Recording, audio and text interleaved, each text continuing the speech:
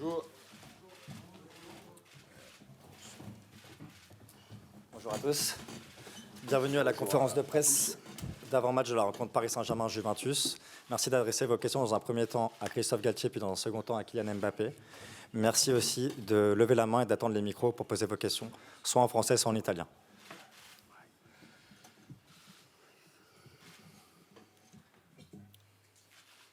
Bonjour Christophe. Bonjour. Emmanuel Baranguet pour l'AFP. Tout simplement, avant ce premier gros rendez-vous, est-ce qu'il y a un petit peu d'excitation d'aborder un grand match contre une grande équipe avec cette superbe armada que tu diriges maintenant? J'ai remarqué après notre victoire à Nantes que rapidement les joueurs dans le vestiaire se sont projetés sur le rendez-vous de demain. C'est évidemment une compétition que les joueurs adorent, avec une grande exposition, un magnifique trophée. Et c'est bien la première fois que je vois des joueurs aller si rapidement se projeter dans un match, que ce soit de manière collective, mais aussi de manière individuelle. J'ai remarqué que chacun a pris soin de très bien récupérer et de bien se préparer sur les 48 heures qui ont précédé le match. Après, est-ce qu'il y a une excitation? Non, il y a l'envie simplement de démarrer cette compétition avec une magnifique affiche. Bonjour Christophe, Damien Degand, l'équipe. Est-ce que tu as le sentiment, est-ce que tu partages en tout cas l'idée que le PSG est un favori de cette compétition? Non. Non, ça serait très réducteur par rapport aux autres concurrents. Chaque année, il y a toujours, je le dis toujours, 8-9 équipes qui estiment qu'elles peuvent gagner la Champions League. Et finalement, il y a dans ces 8-9 équipes, évidemment des favoris qui n'arrivent pas au bout. Et comme depuis pas mal de saisons, il y a des surprises, il y a des scénarios qui sont incroyables avec l'ascenseur émotionnel sur des matchs. Que le club ait l'ambition de l'emporter, c'est tout à fait légitime. Qu'on soit favori dans cette compétition-là, je ne le pense pas. Bonjour Christophe, Dominique Séverac, le Parisien. Est-ce que Vitinha est en mesure de débuter un match de Ligue des Champions, Christophe? Oui, ce matin, il a commencé l'entraînement à part avec un échauffement très spécifique par rapport au choc qu'il a pu subir samedi soir. Et puis après, il a fait l'intégralité de la séance, que ce soit sur un plan tactique ou sur les oppositions qui ont suivi le travail tactique. Bonjour, Alessandro Gandesso, Gazzetta dello Sport. Qu'est-ce que vous craignez en fait de cette équipe de la Juventus et en quoi vous êtes le plus confiant par rapport à votre équipe? C'est une équipe qui a beaucoup d'expérience avec des joueurs de très haut niveau, avec un entraîneur qui connaît énormément cette compétition. C'est une équipe qui est toujours très difficile à battre. On dit en ce moment que la Juventus est un peu en difficulté. Elle est invaincue en Serie A. Elle n'a concédé que 2 buts. De par son organisation, elle est très difficile à manœuvrer. Il est très difficile de se créer des situations par rapport à leur organisation et l'intensité que les joueurs peuvent mettre dans la manière dont ils travaillent sur un plan défensif. Et ensuite, évidemment, mais on en revient souvent depuis que je suis l'entraîneur de cette magnifique équipe, sur ces fameuses transitions où, là, oui, la Juventus est très très forte sur les transitions, avec des joueurs de qualité qui vont vite dans la profondeur, assez puissants, et évidemment la présence de Vlahovic à la pointe de l'attaque. Je suis confiant sur la capacité à jouer, à vouloir non pas faire du jeu, mais jouer pour gagner. Les joueurs commencent à avoir certains repères, et beaucoup de repères dans notre organisation, dans notre système. Il faudra qu'on insiste sur notre animation offensive pour qu'on puisse créer le plus de danger possible face à cette défense turinoise. Bonjour Christophe, sur votre droite, Xavier Montferrand de Radio France. Christophe, on a l'impression que la Ligue des Champions, c'est devenu plus compliqué encore à gagner que la Coupe du Monde. C'est devenu le trophée de référence. Comment vous expliquez que ça soit devenu à ce point compliqué à gagner la Ligue des Champions? Parce que les meilleurs joueurs du monde sont réunis dans cette compétition. et que c'est très difficile, tout simplement.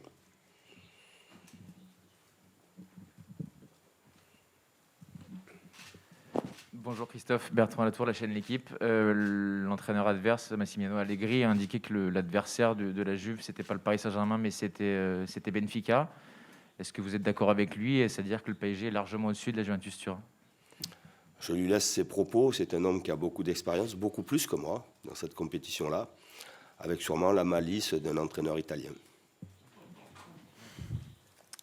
que je respecte beaucoup. Bonjour Christophe, Philippe Sansfourche pour RTL.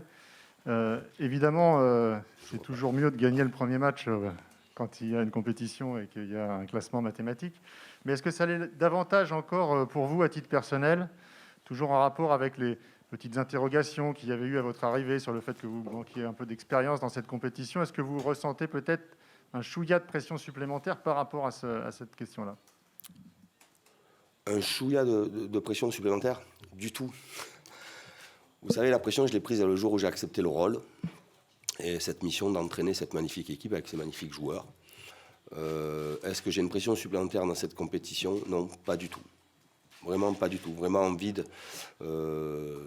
la jouer, de montrer ce dont on est capable. Et non, j'ai pas de pression supplémentaire par rapport à cela. Je n'ai pas dit que j'avais pas de pression. Pas de pression supplémentaire. Buonasera Galtier, Giorgio Cenni, Sky Sport. Le chiedo, lei è stato molto chiaro dall'inizio dicendo che Donnarumma sarebbe stato il portiere titolare. Lo può confermare anche adesso che inizia una nuova competizione? Scusami. Parlo in italiano? Sì, lei parla italiano, sì, però No, dico, lo capisco ripeto, un lei lo poco. capisce, lo parla. Può ripetere? Ripeto, dicevo, lei è stato molto chiaro all'inizio della stagione nelle gerarchie che riguardano i portieri. Ha detto Donnarumma è il titolare. Adesso inizia una nuova competizione, non ci sono dubbi, Donnarumma confermiamo che è il titolare?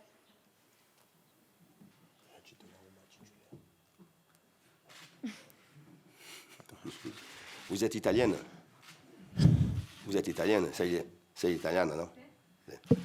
Vous préférez que ce soit un gardien italien?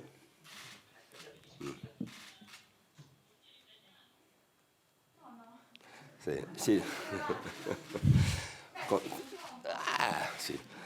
Non, concernant la hiérarchie, elle est comme ça actuellement. Je suis content des performances de Gigio. Je sais que Keylor travaille dur, qu'il est vraiment dans la compétition et prêt à être disponible pour l'équipe s'il y avait un besoin. Mais Gigio, je suis content de ce qu'il fait, de ce qu'il apporte à l'équipe et de sa présence. Grazie. Merci beaucoup. Bonjour, Paul Larouturou, LCI. Une question, j'allais dire extra-sportive, mais qui est sportive, puisque Alain Krakowicz, responsable des TGV, a tweeté après une vidéo de Marco Verratti faisant Paris-Nantes et Nantes-Paris en jet privé. Paris-Nantes est en moins de 2 heures en TGV Inuit PSG Inside. Je renouvelle notre proposition d'offre TGV adaptée à vos besoins spécifiques pour nos intérêts communs, sécurité, rapidité, service et écomobilité. Est-ce que c'est une question que vous vous posez et est-ce que vous en avez parlé à vos joueurs?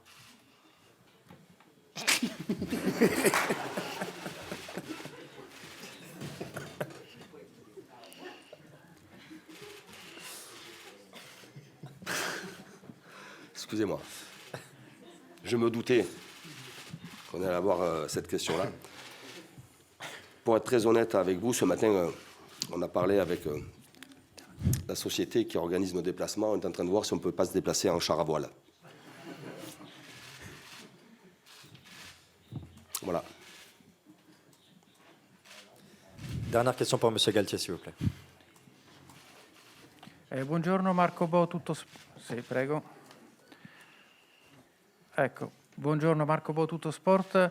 All'ultimo minuto Di Maria è stato dichiarato forfait, non giocherà. Quanto può aiutarvi e quanto avrebbe potuto aiutare la Juventus?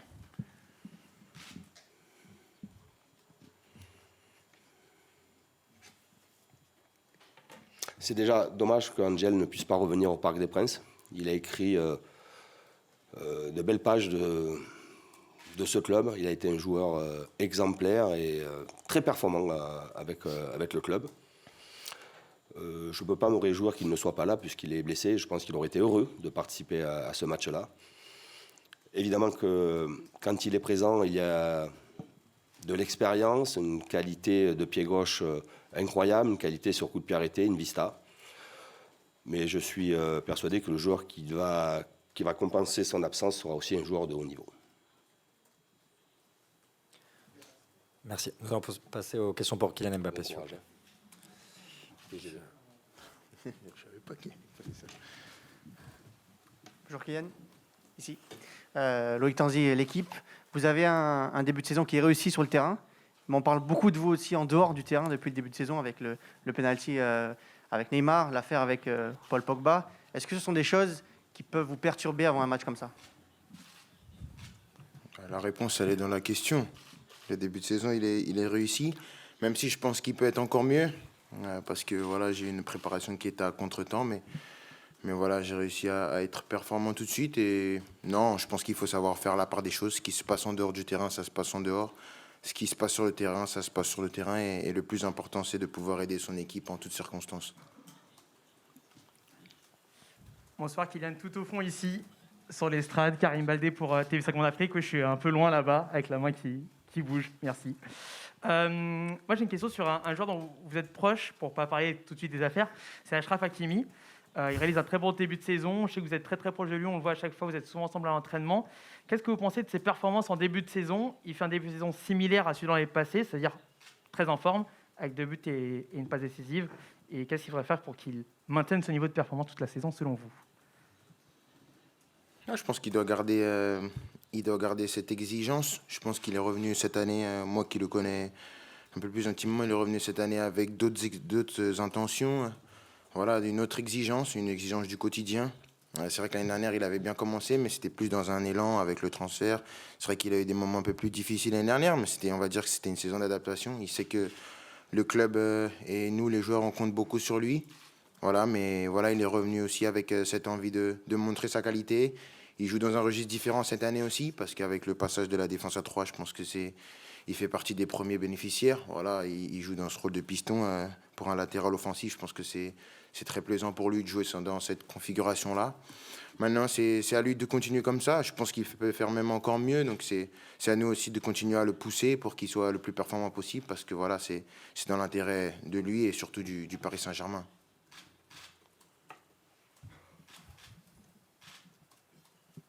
Kylian, bonjour. Ici, Marc Méchenois, goal.com. En quoi votre rôle au club et non seulement dans l'équipe a changé depuis votre prolongation au mois de mai dernier? Merci. En rien. En rien. Je pense que je suis toujours dans le même rôle que la saison dernière.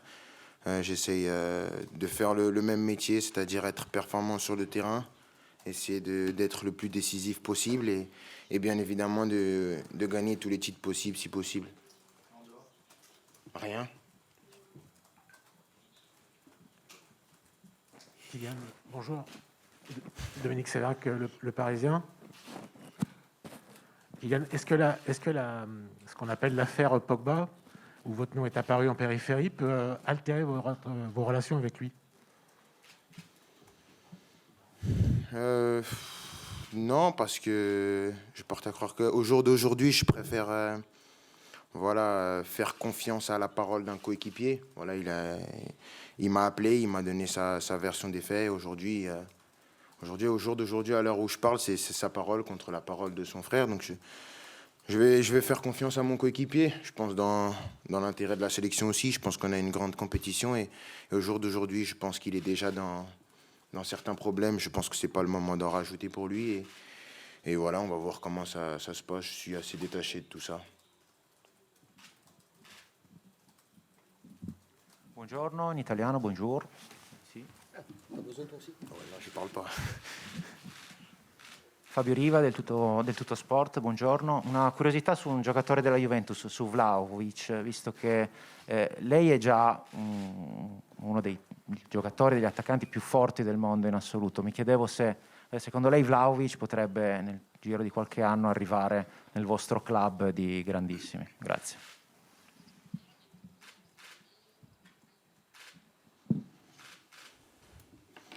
Vlahovic, c'est un attaquant de qualité. Je pense que voilà, il a réussi à confirmer à la Juve que voilà, il faisait partie des meilleurs attaquants de sa génération. Voilà, je pense qu'il peut encore faire beaucoup mieux. Et c'est ça qui est formidable, c'est qu'il a beaucoup à donner, même s'il a déjà beaucoup donné. Maintenant, on va voir. Il n'y a que le futur qui nous dira, mais je pense que je ne prends pas trop de risques si je dis que voilà, ce sera un attaquant important dans les prochaines années.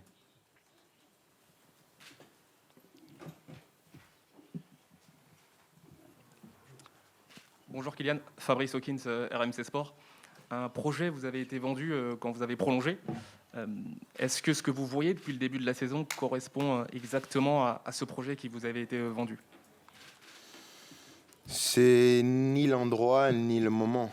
Et je ne suis pas la personne qui peut le mieux répondre à cette question. Je pense que pour ça, je pense qu'il faut poser la question aux personnes concernées. Je pense que là, on est là pour un match de Champions League. Et je pense que le mieux, c'est de parler du match de Champions League.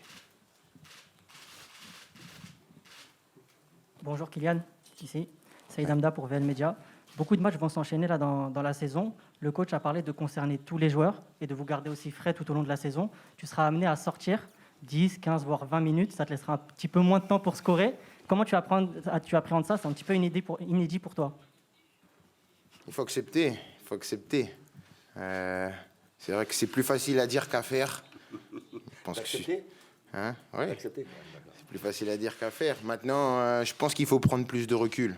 Voilà, c'est sûr que nous, en tant que joueurs, le coach le sait, on en a déjà discuté, que nous, on a toujours cette ambition, les attaquants en tout cas, de vouloir essayer de marquer, toujours laisser notre empreinte. Mais lui, il a un œil plus global et je pense que voilà, il faut aussi faire confiance, savoir faire confiance. Et je pense que s'il pense que la meilleure solution, c'est de nous sortir, et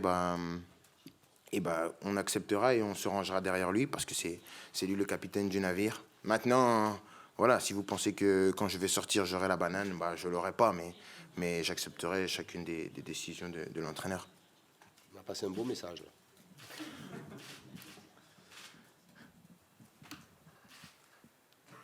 Bonjour Kylian, Antoine Mazer pour Sud Radio.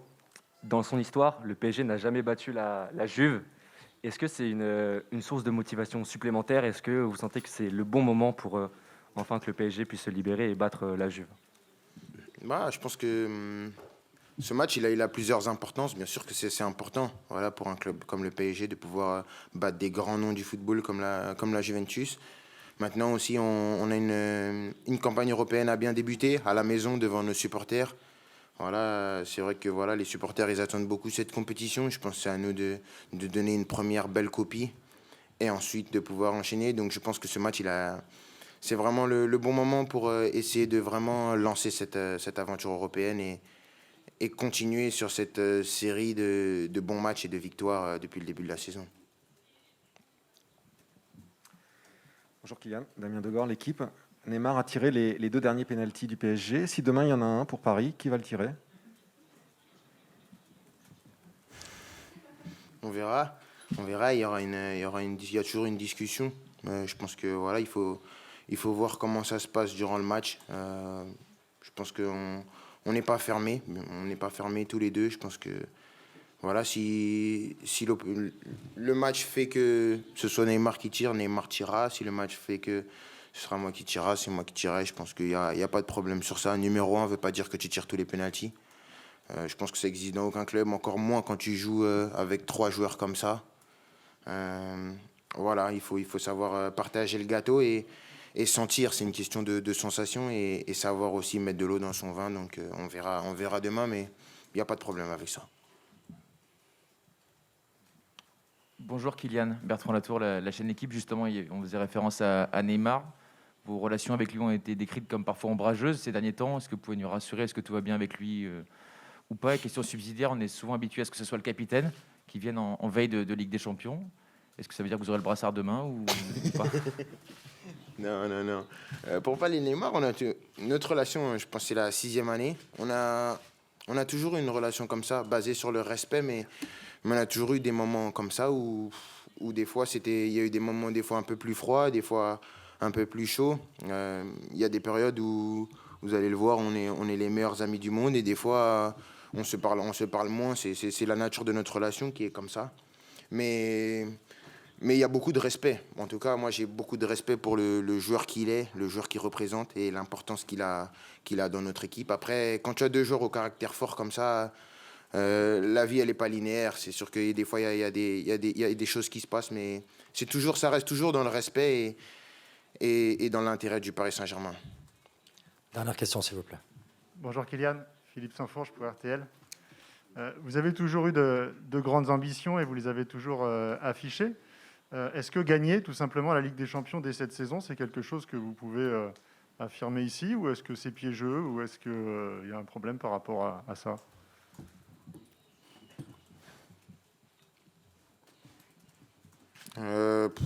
Moi, je veux toujours gagner.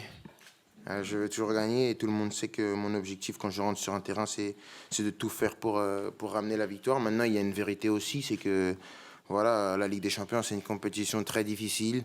Les grandes équipes, elles se sont renforcées, elles ont acheté des grands joueurs, des joueurs de classe mondiale, ce qui fait que voilà, il y a beaucoup d'équipes qui sont prêtes et armées pour gagner. Donc maintenant, nous, on va se battre avec nos armes et on va tout donner pour essayer de faire la meilleure compétition possible. Et bien sûr qu'on part avec cette ambition de toujours gagner. C'est le football, on est des compétiteurs et donc on va gagner. Merci à tous. Comment? Oh, je pense rien. Merci. Merci, au revoir.